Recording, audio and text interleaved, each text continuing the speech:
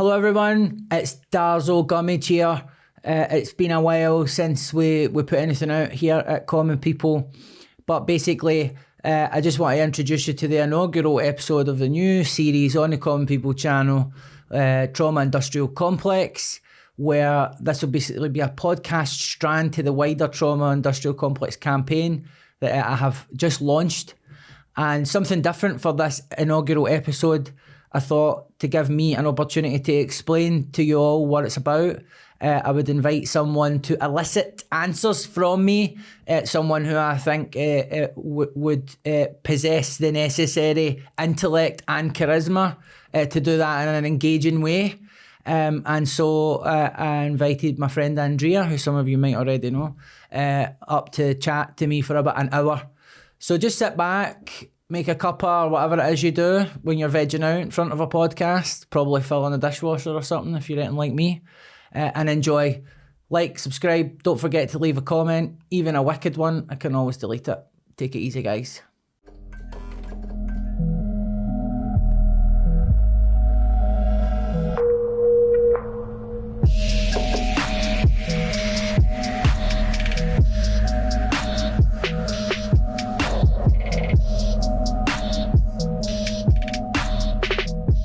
I've been well excited about doing this with you. I think everything that you've got to say on this is usually pretty spot on, and it's something that's been really quite close to my heart, is talking about trauma. And so I'm dead keen to get into this. And I think the first thing that I think would be good to start exploring is, how do we define trauma? Nice to see you, by the way, Andrea, and thanks for doing this. It's really good of you. Well, the first thing to acknowledge about trauma is this. At the level of discourse, then it's widely misunderstood, right? But even within the clinical contexts where the term trauma is being used appropriately most of the time to describe psychological, emotional wounds or physical trauma, even there, psychological and emotional trauma is a contested term. So the term is inherently unstable, even within people who are educated to a high level. Now, that's a significance that needs to be absorbed by anybody who's involved in trauma discourse, because what happens is there's different communities who use the language of trauma to describe different things. And they are in communities where they feel the word trauma and their understanding of it, what it means, how it manifests, the implications of it, how you recover from it. They feel that's a settled matter.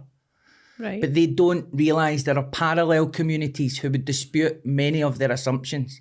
And so what I want to explore in this campaign ultimately is begin with my definition of trauma, which I think is quite close to the correct definition of trauma, which is that trauma is something that happens to your physiology.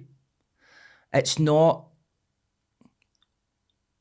the story of what happened or who did it or how it made you feel or how you subsequently feel about it years after the event. All of that is really important. Yeah. The narratives that we construct to make sense of things. But ultimately, trauma is when your body is telling you something before you've even thought about it. Yeah. Right?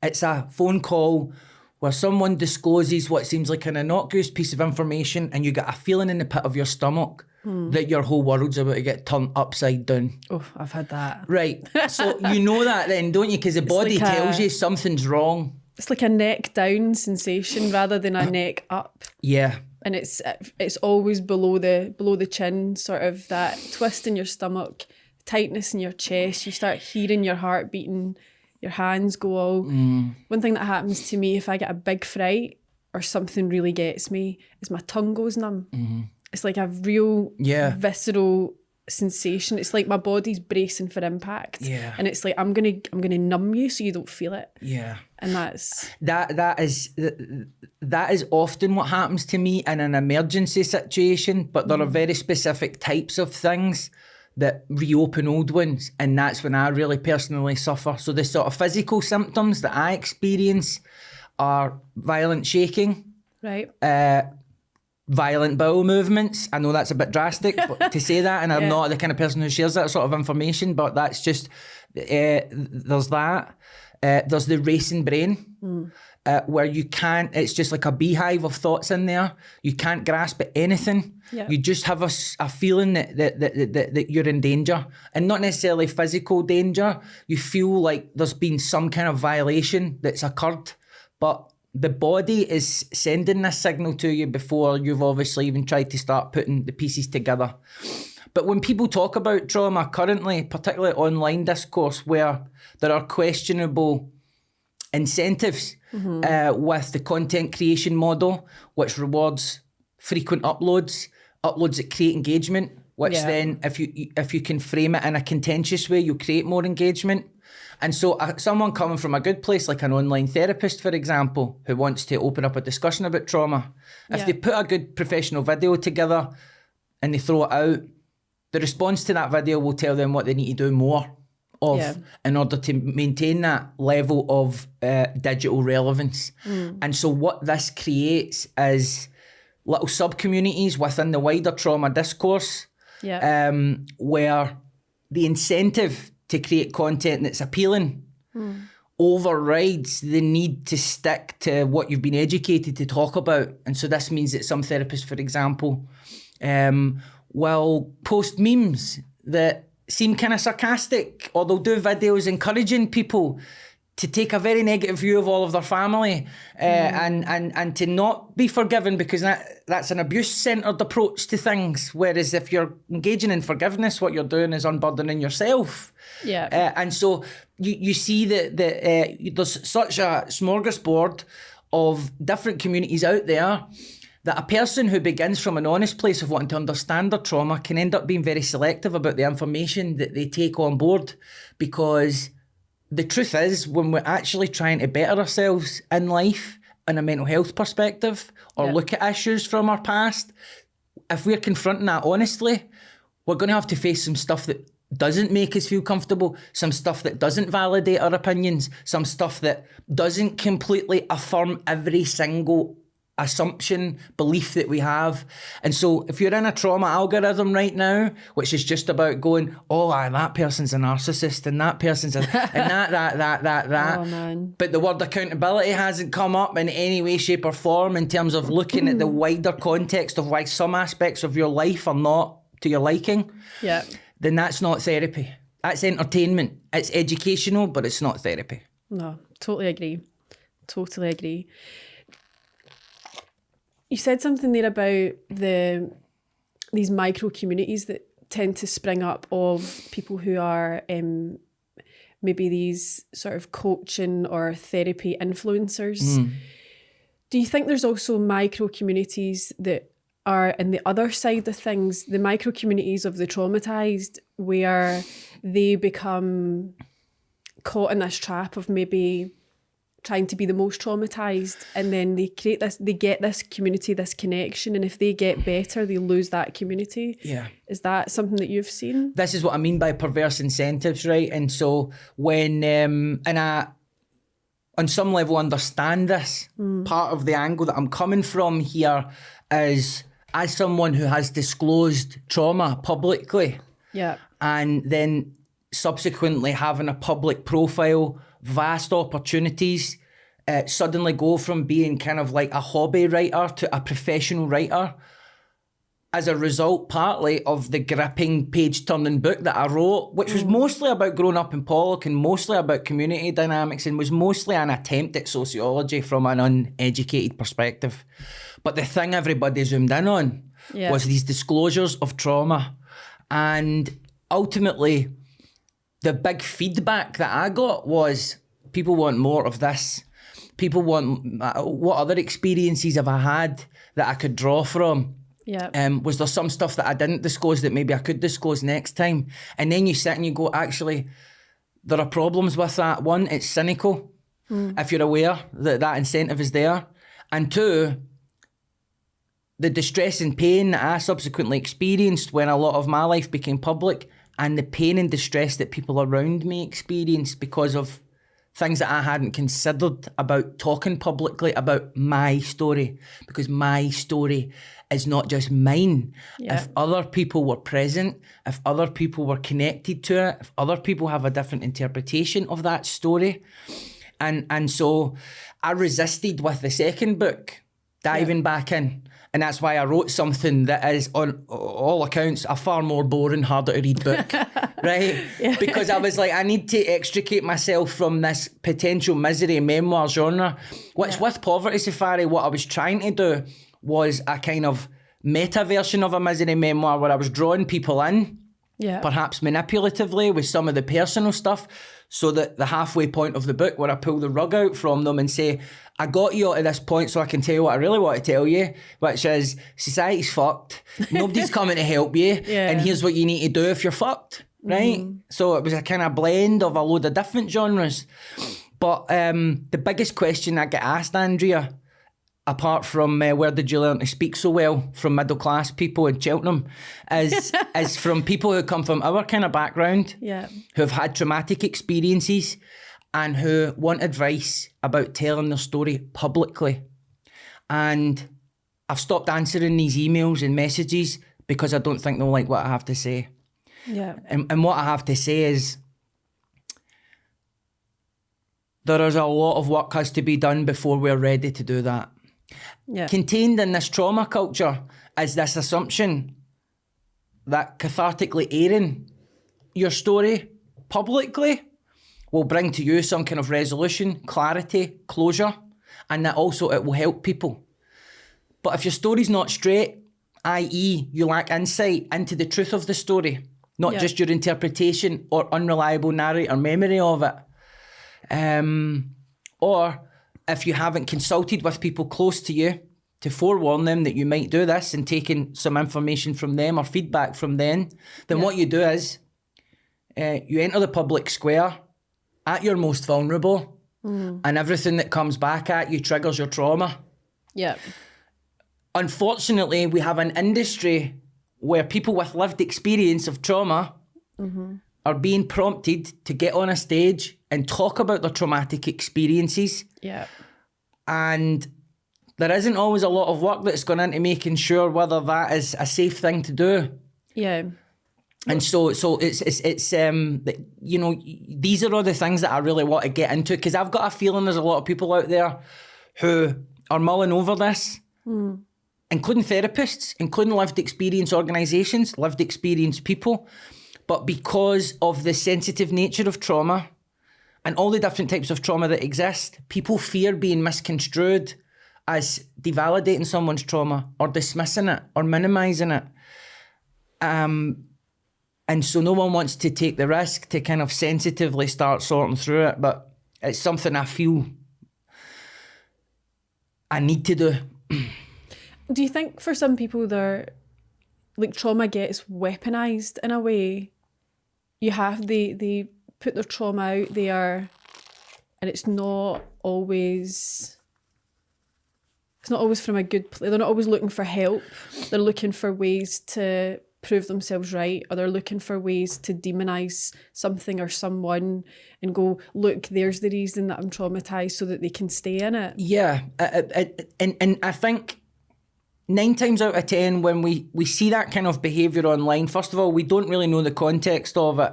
Yeah. But if we're just taking it at face value that someone appears to be leveraging their trauma in a way that is trying to put pressure or point score against someone else, or a way often that it's used is to evade accountability for behaviour you're engaging in currently, which might be rooted to your trauma.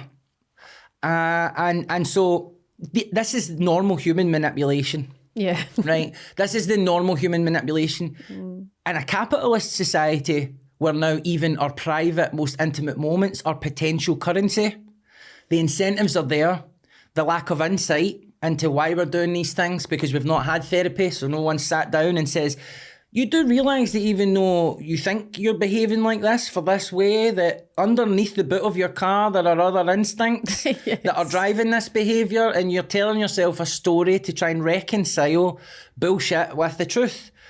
Everyone is guilty of that. In relationships we do that, don't we? When things are going wrong, there's the point scoring, there's the you did this to me and my feelings about this are more important than your feelings about that, because we've got a hierarchy in our head about what's really sore. And we don't want to have that conversation. So do you think a lot of this sharing that's happening that's not so helpful, that's quite hard, it could be borderline or outright harmful, do you think that's a symptom of the lack of provisions for mental health that we have? Oh, absolutely. So one of the things that I want to explore through this campaign is that we have this eruption of online tools and online discourse which is not regulated sufficiently. Yeah. So if you end up, for example, in an ADHD algorithm, which I've ended up in a lot of the time, I met Gabor Mate in 2019, right? Within 15 minutes of meeting me, the world's most popular, well-known, respected trauma therapist tells me on the spot in a dressing room in London, I'm diagnosing you with ADD. Now, at the time, it was like the hand of Jesus Christ himself had touched me, right? And I thought, I knew it. And I've got borderline personality disorder, and I'm an alcoholic and an addict. And like, man, this is a really interesting list of character traits that I've got. Like, my story just gets better and better. Get them in your Twitter bio. Yeah, exactly, right? Exactly. Like, so, but as the years passed, I began to look at that experience as irresponsible of him. Yeah. And partly because he's been held up so high on a pedestal, he's forgotten his role as a doctor. Yeah. Which is, you can't just drive-by diagnose someone. You have to conduct a clinical investigation. You have to exclude all other possibilities, and you have to know something of the person who you're talking to, because he was unwittingly talking to an addict who immediately started thinking, maybe I need some Ritalin. Imagine what I could achieve. Imagine what I could achieve if I had Ritalin. Like Limitless, that movie. Exactly. Oh, man. Exactly. I'm just like, well, look at what I've achieved now, when like 90% of my energy is just bringing myself to begin something. Yes. Then imagine that block was just removed. Like, what kind of jump would I have on the competition in all the professions that I work in? And so him saying that to me, I understand where it came from, but me saying that Gabor Mate was irresponsible to do that is immediately controversial, because this guy is like a deity in the trauma discourse. Yes. And then when I saw him do the same thing to Prince Harry, it cheapened it. He went on a podcast and he did the same thing to Prince Harry, and then I thought, oh, this is like a bit. This is like a bit that he does.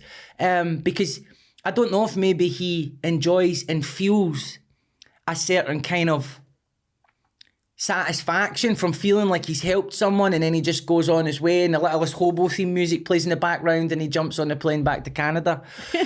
But ultimately, like, if you end up in an algorithm where all of that stuff is you're constantly being bombarded with it, then you can begin to internalise very selectively what traits might apply to you, what traits don't, and then that opens the door to strategies to cope with problems. The thing is, if you're wrong, you're charting a course that's going to take you so far from reality. And now you've told everyone online. Yeah. And you've joined the communities and the groups and everybody's, and now your credibility comes into question, because you can't, it's a hard one to come back from the minute you've diagnosed yourself or members of your family. I mean, I see people that are desperate to have their kids diagnosed as autistic.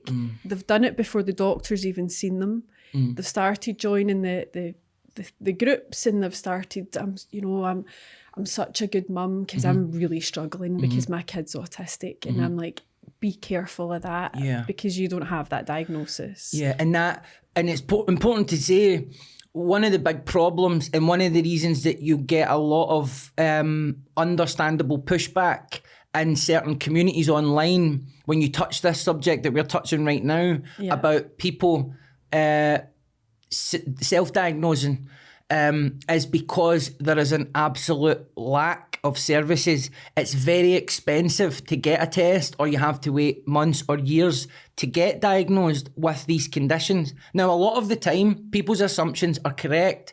And so when we talk about this stuff, what we need to be aware of, or what I'm trying to be aware of, sorry, is that my mind wants to sort everything into a nice category so that when I talk it feels like it's making sense.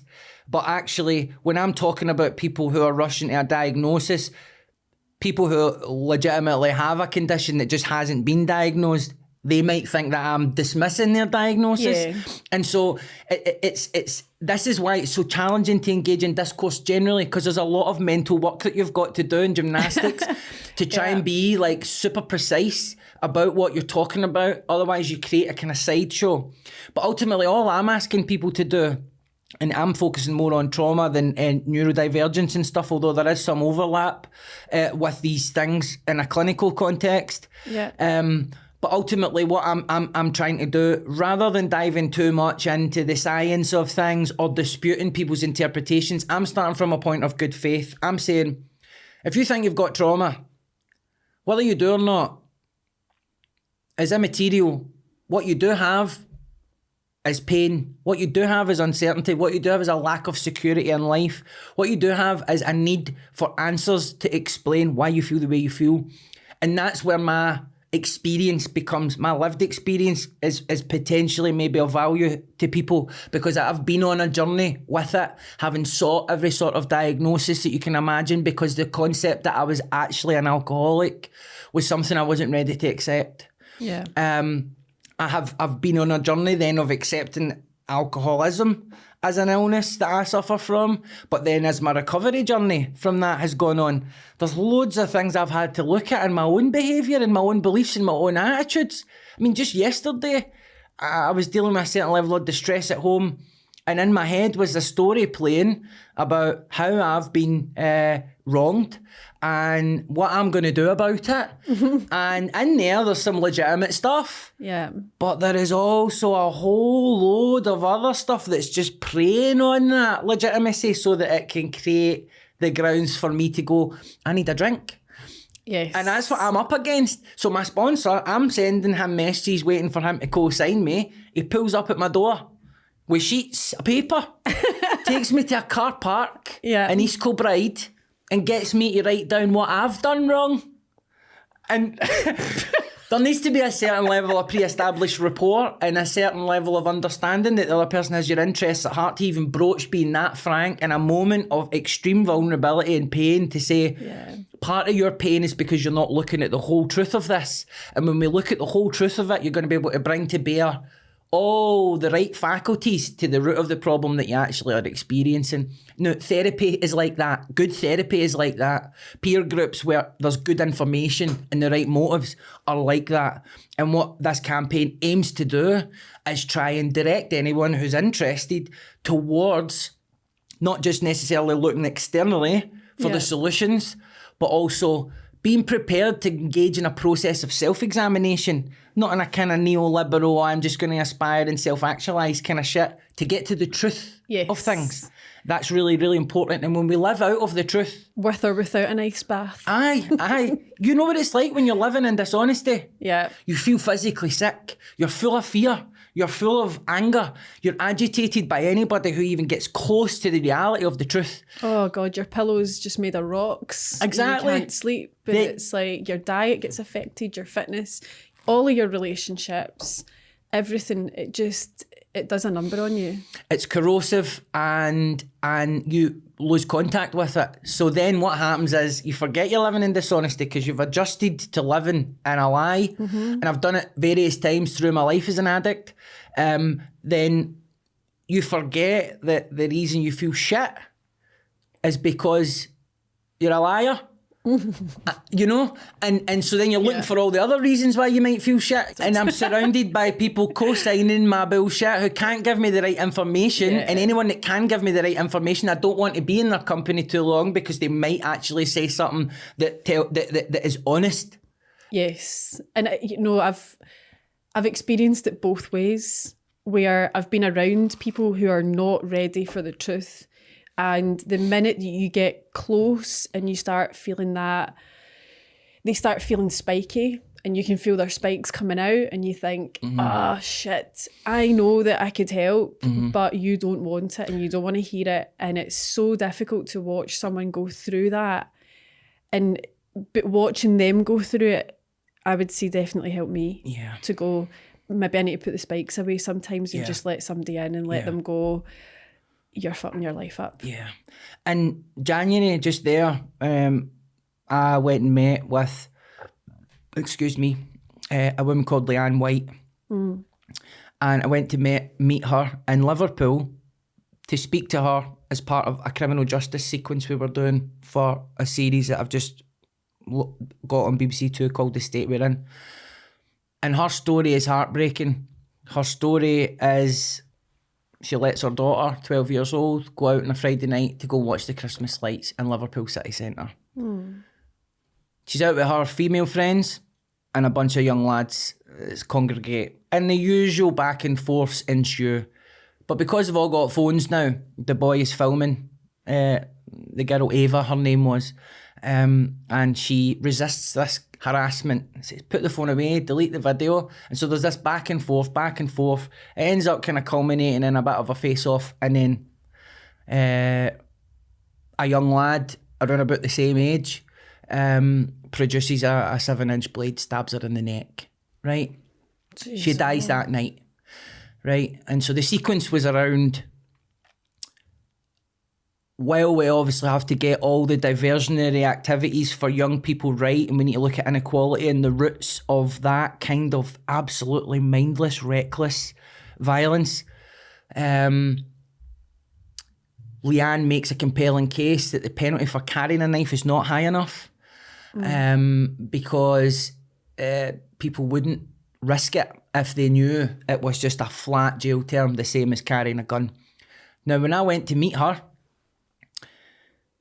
normally when I talk to people who have experienced trauma of losing a child, which is probably one of the hardest kinds of trauma to go through. Yeah.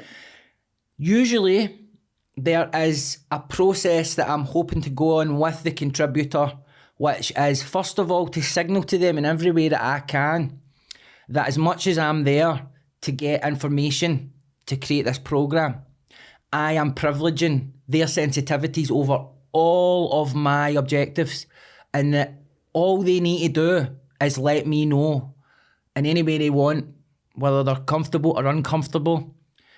And it's to put them at ease, and it's to let them know I'm on their side, and it's to let them know I understand to a certain extent, even if I've not gone through the experience.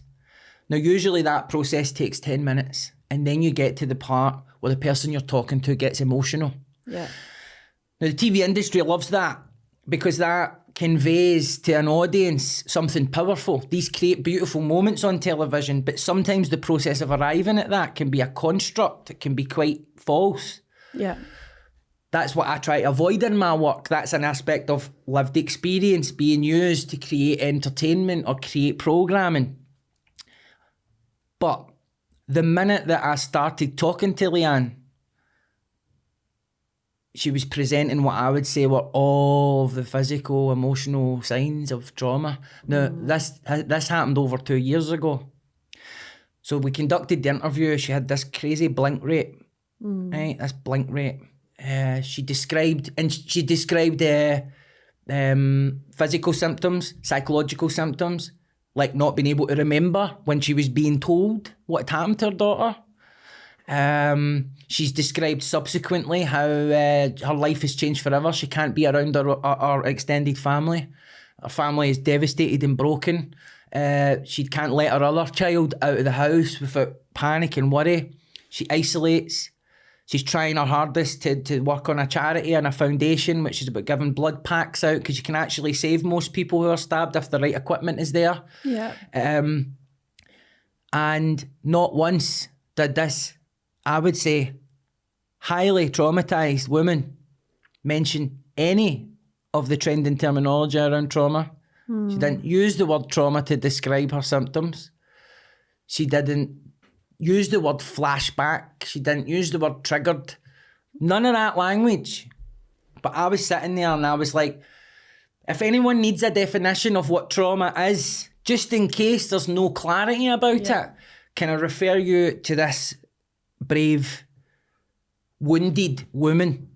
And at the end of that interview, I asked her if she had been treated or had embarked on a process of going through that. And I won't disclose what was said. Yeah. But a lot of people out there are suffering trauma and they don't know about it. They think that that's their baseline normal factory settings. Yeah. And there's a lot of people out there who aren't suffering from trauma, who know everything about how to talk about it. And I don't want to fix them into good guy, bad guy categories. Yeah. All I want to do is make sure the word trauma doesn't go the same way as the word addiction or depression or anxiety, where clinical terms become so colloquial that they begin to lose their meaning.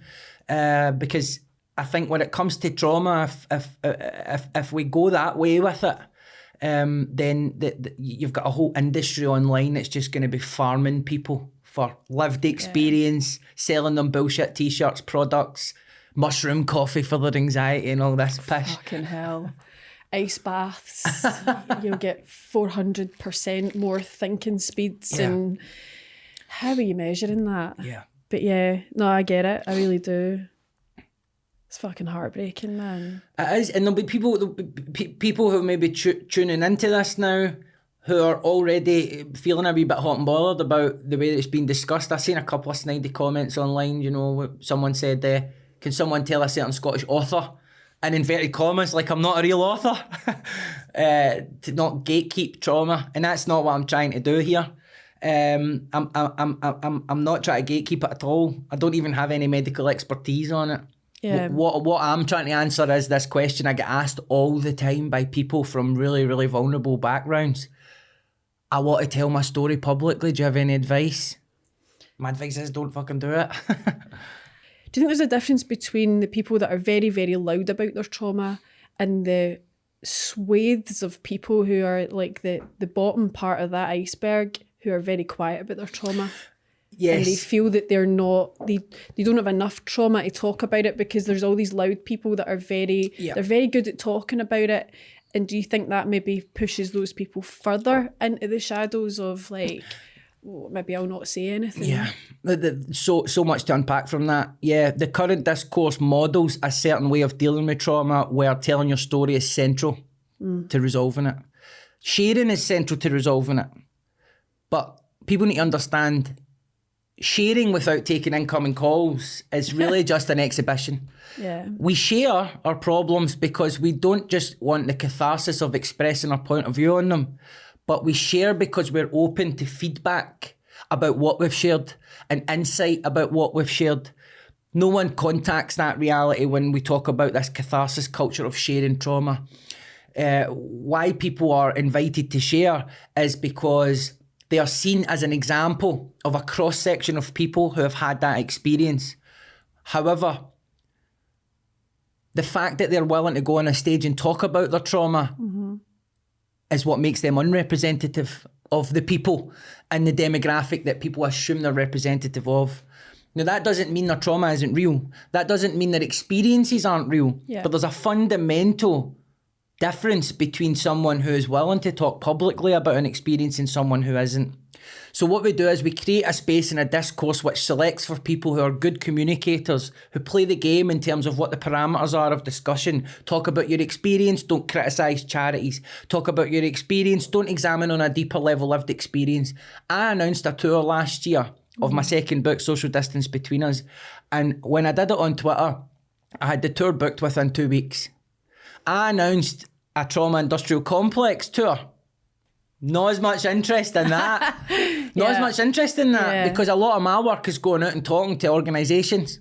Yeah. And not a lot of organisations so far are taking the invitation to book me at a very reasonable rate to go and talk to them about this because they're not confident yet that I'm going to play in the sandbox, that they need a lived experience person to play in order to invite them to discuss things. So what I'm trying to also model with this campaign is if you're operating in a lived experience space, but you're not autonomous, you're not aware of what the incentives are that's governing all of the process around you, and you're not acting with a certain level of intention, and you're coming from a place where your trauma is not processed or released, you're setting yourself up for a fall, because one day the people that are interested in you now will be interested in someone else, and they see it as a business transaction, and they don't know. You then feel abandoned and rejected and used and manipulated, even though you're not, because you're operating from a place of trauma, where what you wanted was not just to share your story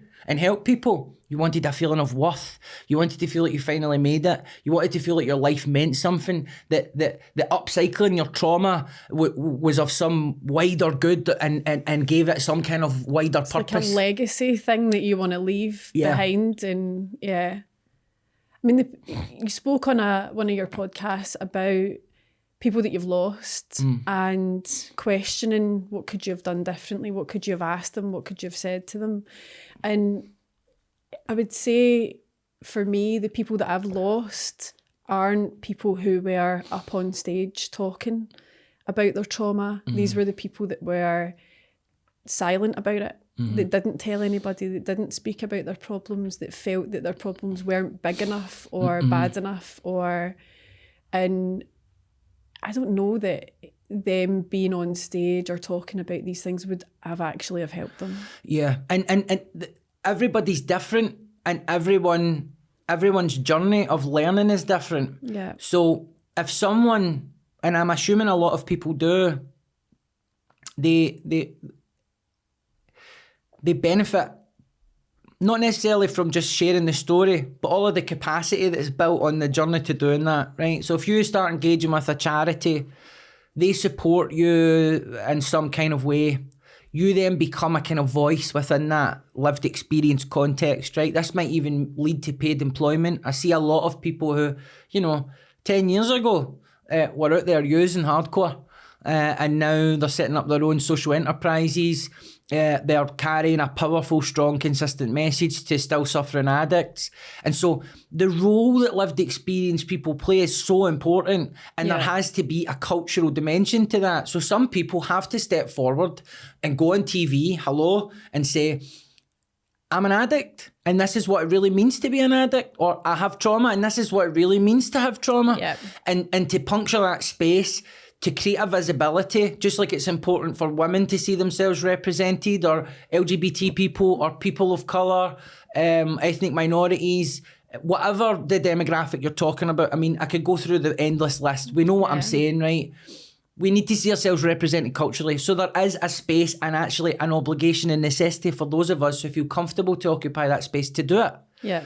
But there are also questions that need to be asked about how ready are we to do it? Because if people really knew the reality of my life in the year following Povert's Ferry coming out, then they would be asking all sorts of questions about why I even published the book in the first place. Yeah. But I had no insight. The people around me had no insight. I was just telling everyone I'm fine because I don't want to lose this opportunity. Yeah. And that's what we do when we operate from trauma and low self-esteem. We comply with what we think other people want, including an audience we imagine in our head. I was thinking, oh man, my wife is going to be so attracted to me if I become successful. The wall will come down. My family will be so proud, and also get up all those people on Twitter and all of these different incentives driving it, and me thinking, finally, I'm going to experience that moment where I've arrived. Yeah. And all I got was fear and financial insecurity, which people would find hard to imagine.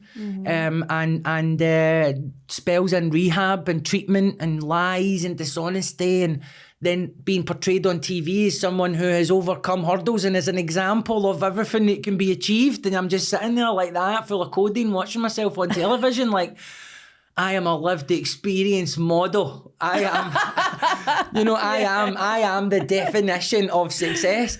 And it's like, this campaign and this book that I'm working on, I need to be honest with everyone about the reality. Like, if you want to take this train as far as I've taken it, you better be well. You better be mentally well. You better have friends around you who are willing to be honest with you at the point of offending you. When it comes to your mental health, your behaviour and your attitudes, you better not be surrounded by co-signing arse kissers, and you better be prepared to learn that the story that you tell, while feeling true to you, might not actually be all as true as you think. And what do you think about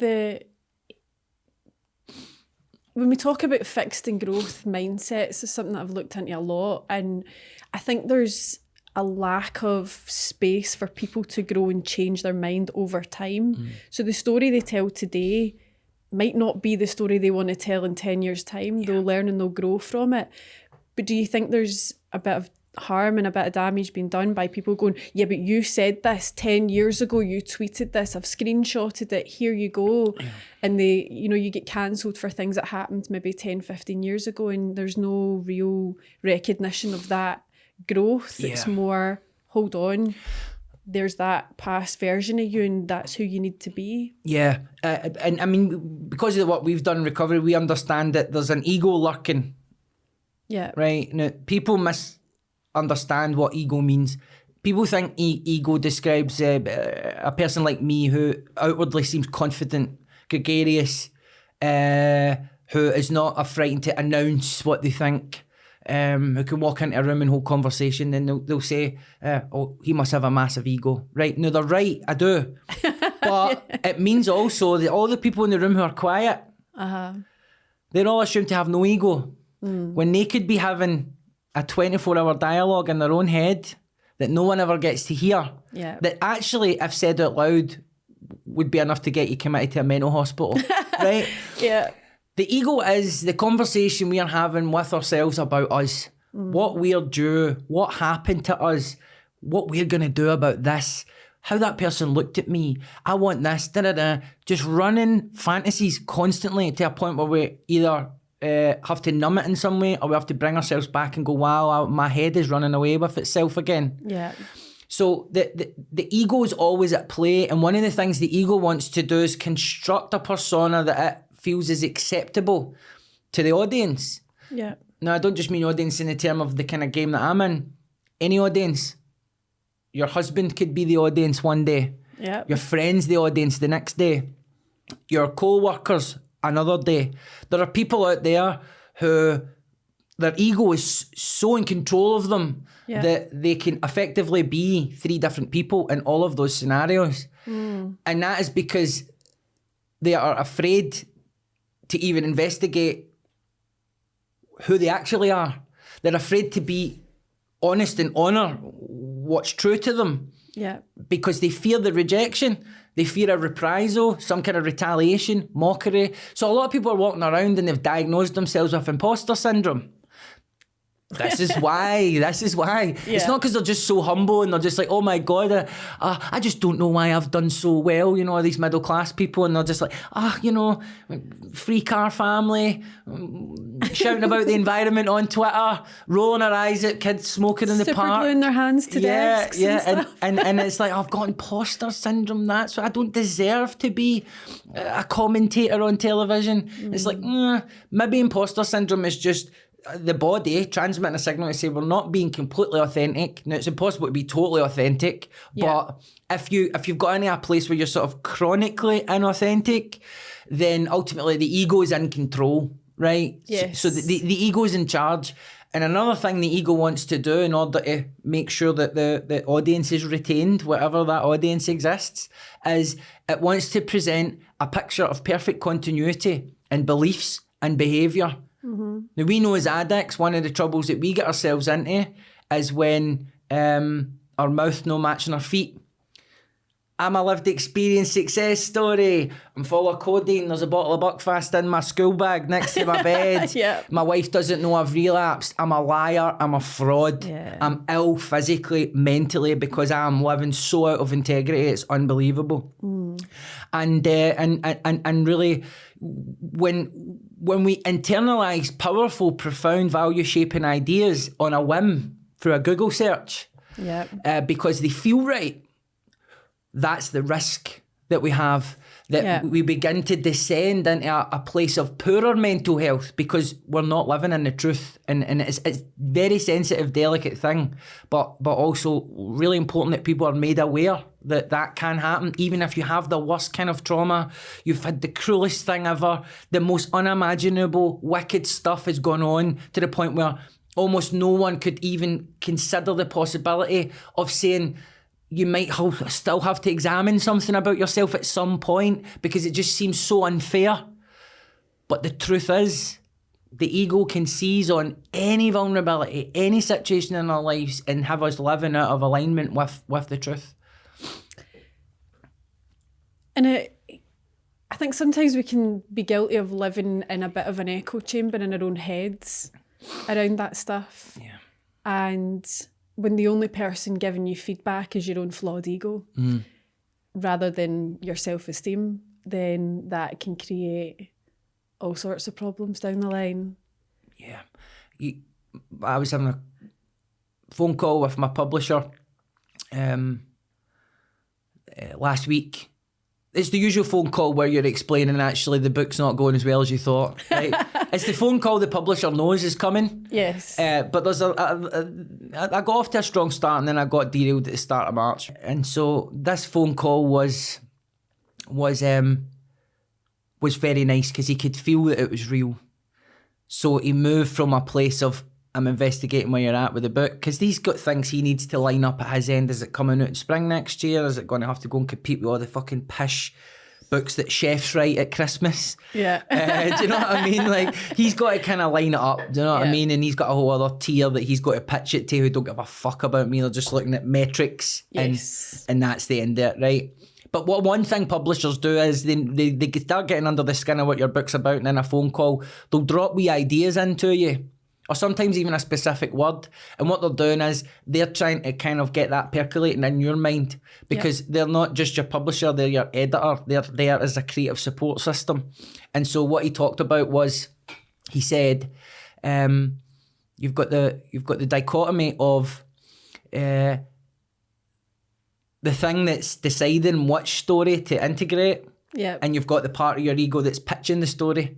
So it's like the way that a opinion columnist might pitch something to an editor, and you can pitch and pitch and pitch. I'll write about something Joe Rogan said on his podcast, and the editor's like, aye or no or okay, but if you do this, right? We've got that going on in our heads all the time. When we run into problems in life is when no one's brought to our awareness that we have a head that does this. Yeah. So if you're online trying to find out what's wrong with me, and you've not sat down with somebody who has experience of getting a bit of insight into how the mind works and why 90% of all thoughts that arise in there should be ignored, like everything that's digested by your stomach should be ignored because it's just an organ that's programmed to do things like think. Yes. Then you're going to run into all sorts of problems in life. And in order to kind of the ego to make sense of that and make meaning of life in the absence of insight, it's just like, oh, that seems like a good thing to say then. Oh, yeah, I'll pitch that. Yeah, we'll publish that. Yeah, let's publish that. Yeah, I'm a liar. Right? You know what I mean? Like, and there's no escape. And that's people without trauma. That's people without addiction. That is the human mind that spiritual people have been trying to examine for thousands of years. And we're sort of born into that. It's like if there was a noise that started before you were born and it finishes after you die, you wouldn't notice it until someone goes, you know that noise? Yeah. And then you go, fuck. Yeah. Yeah. And there it is. It's because we strongly identify with our thinking rather than first going, is that a thought worth identifying with? Yeah. Because in every possible thought will enter the average human mind throughout the course of a week, right? We have thoughts of judgment, strangers that we see. We have thoughts of anxiety. A certain person approaches us in the street in a certain way, looks at us a certain way. We have sexual thoughts that come into our mind. We have self-pitying thoughts. We have angry thoughts, righteous thoughts. Yeah. We have critical thoughts where we are like analysing things and da-da-da-da-da. And I would say about 5% of all of those thoughts are worth pulling down out of the mental sky and actually examining. Yeah. And most of them should be ignored. The problems arise in life, regardless of our trauma status or whatever, when we become so identified with all of our thinking that we forget that we can opt out of it for a wee while and get a wee bit of relief by just going, that's mad, I'm a human with a brain and my brain just thinks and sometimes I pay too much attention to it. You know what I mean? We become like no more developed than, say, cockroaches. Yeah. You know, you open the fridge, if you've ever been to a cheap holiday in Spain, right, where you get a cockroach, but you open the fridge and they scuttle under, and then you shut the fridge and it's dark and they start coming back out again. And it's that programmed automated response that we've got, that where we just, someone says something, then we just react. And being able to separate those two things out and go and see, it's almost like you turn around and you look at your own brain and you go, fuck, you're a meaning making machine. Yeah. And like, you know, speaking myself as someone who's in recovery from addiction, that process is essential to my safety in life and well-being. My experience tells me that when I lose insight into my own thinking, it begins to create adversity and conflict in my life that becomes so unmanageable that it can only be dealt with by numbing it through a mood or mind altering substance. And I have returned to mood and mind altering substances time and time again over the years because I've lost contact with that basic fact that I need help, but the help can't come from me. Right? And I'm fucked. Right? And every day I've got to wake up and I've got to behave like a person who is fucked. I've got to get on the phone to an addict. I've got to give up hours of my week every week to contributing a small but important level of service to my community in some way that's not going to be in the paper, and there's not a selfie, it's like Darren McGarvey turned up, right? And even me mentioning that there's a kind of breach of the culture within our community, but I'm just trying to paint a picture of all the things that I need to do to stay well. And even when I'm well, life's still shite sometimes, you know? There's no guarantee. But for me, there is no other way that I can live. So I know I must, to some people, seem a bit hard because I've already suffered trauma. Why are you asking me to look at my thinking around this? I mean, I was the one that was abused. I was the one that was made homeless. I'm the one that suffered structural marginalisation, oppression, poverty, domestic violence. How can you possibly raise the spectre that at some point in my journey of discovery from trauma, I might also have to look at some of the beliefs and assumptions I've internalised as part of the traumatic response that can be examined again in order to minimise the suffering, in order to heal. The story we tell ourselves about what happened is as powerful a determinant of our trajectory as the actual trauma itself. That's my belief. That's my strong belief. Yeah, I'm right there with you. Because we've got what actually happened and then we've got the story about what happened. And those two things get combined when it happens, and then that story replays, so something else happens that's maybe similar or reminds us of that, and then we get that bodily sensation that you were talking about, and then the story kicks in. One of the things I want to do with the project is maintain an open mind. So when people see events advertised or when people see podcasts announced, then I'm trying to create a certain kind of culture within the campaign, which is fair-minded in terms of how ideas are communicated. So I have strong beliefs, but I also am open to being challenged about them, but being challenged about them in a way that's as fair as the way that the idea is being expressed.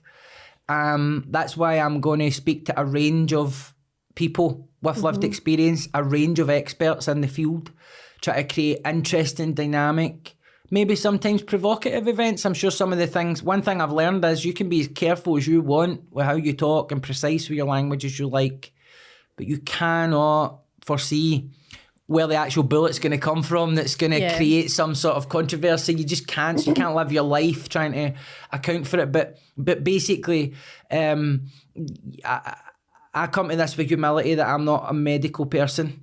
That I've only experienced certain types of trauma. I've only witnessed certain types of trauma in other people's experience. I don't know the whole story, but I think some of the basic principles around what must be done before we share our story. I think that these are good rules of thumb for anybody who wants to disclose any information about themselves at any level, and also for everybody out there who's running a story in their mind every day about their life, about who they are, about why the world is the way it is. Because you can get into that sort of stuff and start trying to comb out some of the bullshit, your mental health improves.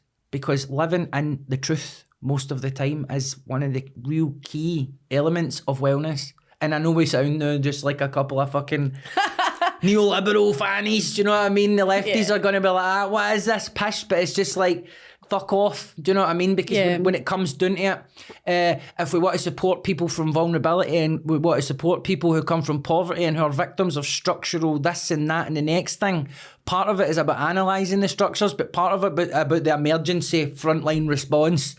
How do we help people in the moment, you know? Radical accountability and radical responsibility, and not mollycoddling and coddling people and going, this is where your power is.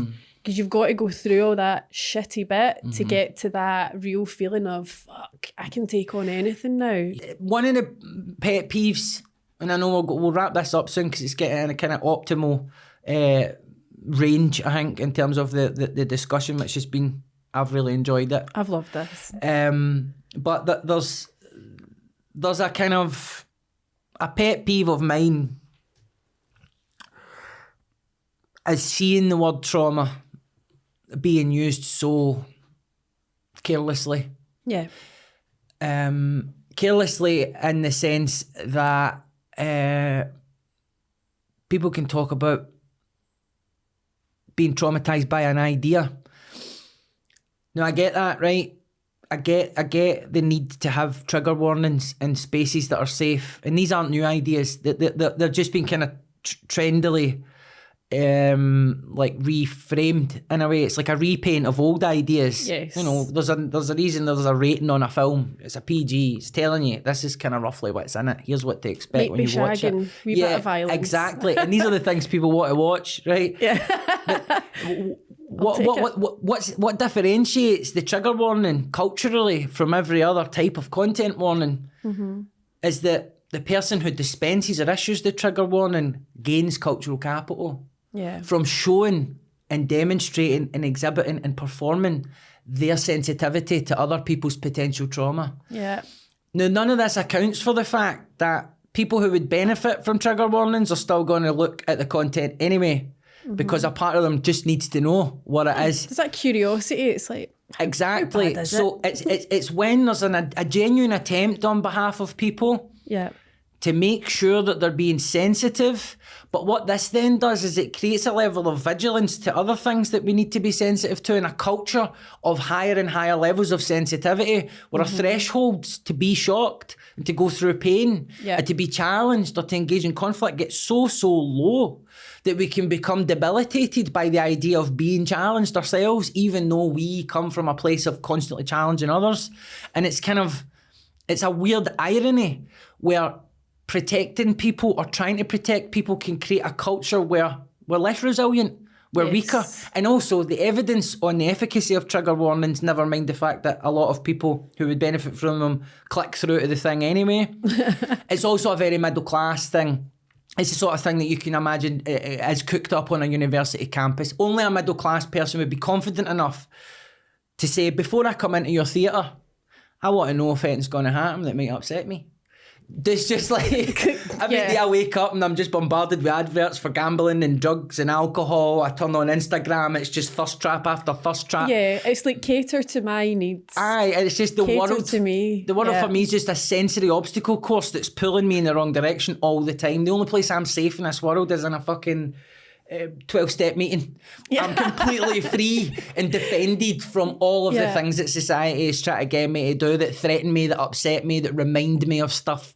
So the trigger warning, I think, is just one example that sort of spins off from this wider trauma discourse, where some of the way we talk about it and think about it doesn't bear relation to what actually needs to be done when you have trauma, which is you need to be exposed to things and challenge yourself with support and guidance to overcome and test the boundaries of what you're frightened of, in order to remind your body that not every single thing that reminds you of a traumatic event is dangerous.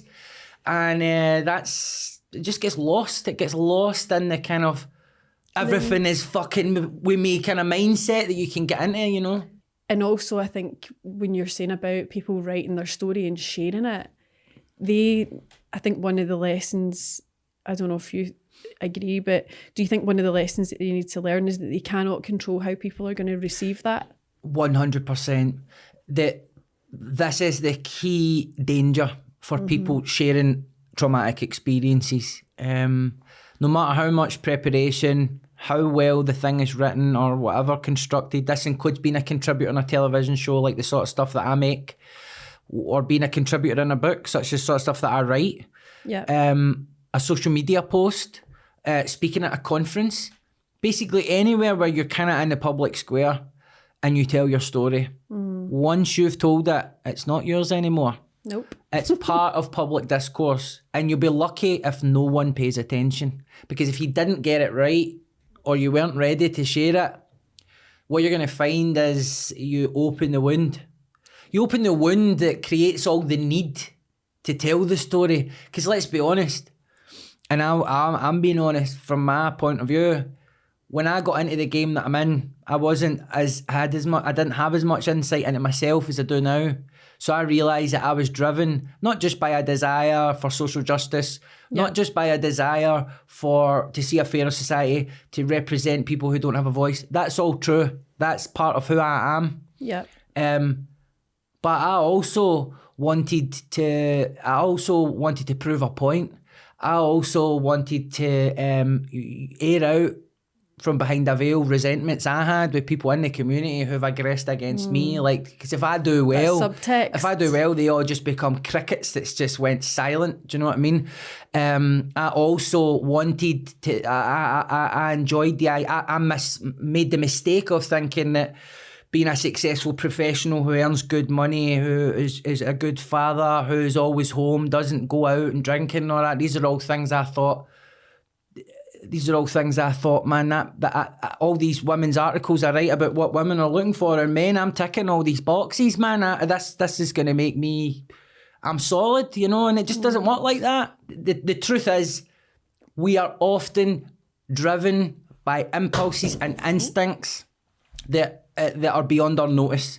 Yeah. And we need more than affirming cosigners to help us identify that stuff. If we want to recover from something as serious as trauma, we're going to need more than a carefully curated algorithm and 3 minutes videos from a therapist who may or may not be qualified to be giving us information. And really, ultimately, I come from a place of caring deeply about anybody who's suffered trauma, even anybody out there who thinks I'm the worst person alive. Because you would have to be deeply traumatised to think that. And what do you want people to take away from these shows that you're doing and this campaign, and even just listening to this? Like, what do you want for people, even though knowing that you can't control what they take from it, what would be the ideal that you want people to take away from this? We all have a story running about our lives, who we are, where we've been, and how we ended up in the position that we're in. And a lot of that story is fabricated. A lot of that story is based on assumptions, massive time jumps, lies by omission, all happening internally, right? That's the human condition. Mm-hmm. I'm not calling anyone a liar. I'm not saying anyone is malevolent. I'm saying these are our factory settings. Now, if you're dealing with an energy that is as potentially destructive as trauma, you need support to pay closer attention to the stories that you tell yourself. Because within the story, there is going to be a lot of truth. There is going to be a lot of things that need to be acknowledged. Yeah. But there is going to be a lot of assumptions and presumptions. There's going to be a lot of reaches. My most traumatic memory is the one that everybody who's read my work knows about, which is my memory that my mother chased me up the stairs with a knife and had the knife at my throat. But one of the genesis moments of this book was when, in passing, my dad talked about that, and he remembered it differently. And he remembered it differently in such a profound way as to completely alter my recollection of it. Now, I still don't know how I feel about his recollection, what that means, how it makes sense. It doesn't still. But rather than get defensive about it, I thought this is an opportunity for me to open up to the possibility that my own story, that I think is true, could be open to argument or could be open to revision. And so, in a way, I don't need to find out whether it's true or not. What I need to look at is, if it's not, what are the things I'm assuming in my version? I assume my mum hated me. I assumed she didn't care about me. I assumed that I wasn't safe, that I wasn't secure. And these wasn't conscious assumptions. This was all bodily stuff. This has all been recorded in my body that I deal with throughout my life and relationships now. Just that 1 minute, your sanctity of your household and your family is just turned upside down when the person who is supposed to protect you is trying to kill you. You think that's what you think. And so I'm coming at this from a place of anything that I'm inviting the audience or the reader or the person to consider, I have considered it myself.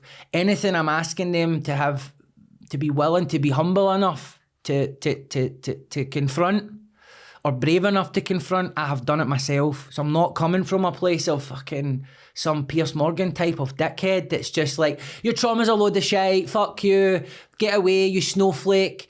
I'm not mean-spirited like that. I wouldn't dismiss, even if someone's not passing a clinical threshold for trauma, if they're online searching for a clinical diagnosis for something, there's something going on that they need to look at. And I would bet that part of the issue is to get closer into alignment with the truth of your life, the truth of yourself, the truth of your experiences, not just thinking and identifying with the victim dynamic that you clearly are part of. Over-identification with a victim narrative. It's very dangerous because it means we are not open to how we can perpetrate traumatising behaviour. And we get defensive when someone says it, but we all know if you suffer trauma and abuse, if it's not handled properly, you can become a prime candidate to transmit it. We just need to go into the prison system to see this, but apparently it only applies to prisoners, not people on Twitter. And so, I just want people who are in a place where they're ready to look at stuff that might be uncomfortable. Not everybody is, and that's fine. It's not for everyone, but I can't cater to everyone. I've got to do something that's true to me. So I'll do it as kindly as I can, but I won't make any apologies for it. Amazing. All good? Yes. Okay, cool. Well, no, thanks for the chat. Can I get my podcast back now?